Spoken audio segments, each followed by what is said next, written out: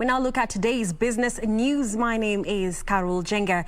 Now, Kenya is banking on innovation to realize sustainability in trade expansion and industrialization that are expected to anchor recovery from COVID disruptions. According to Industrialization and Trade Cabinet Secretary Betty Maina, this strategy aims at building and supporting the capacity of local enterprises to meet Kenya's demand so as to minimize the impact of global supply chain disruption.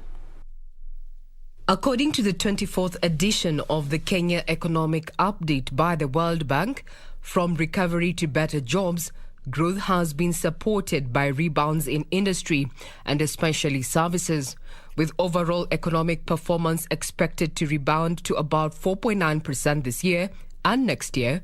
Kenya is focusing on self-sufficiency and exports-led economy recovery, as well as attracting investments, especially in the digital and services sector, to help accelerating adoption of technology. The rollout of ICT, the integration into more global value chains, and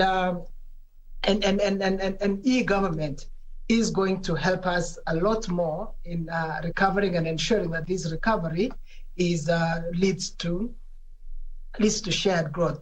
Local enterprises, including MSMEs, are reinventing themselves to fill the gap left by the disruption of global supply chains that starved manufacturers of key raw materials and supplies and negatively affected output.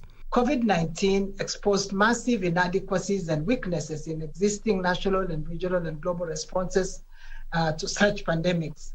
It therefore means that all of us must work, including your international organizations and all our different countries.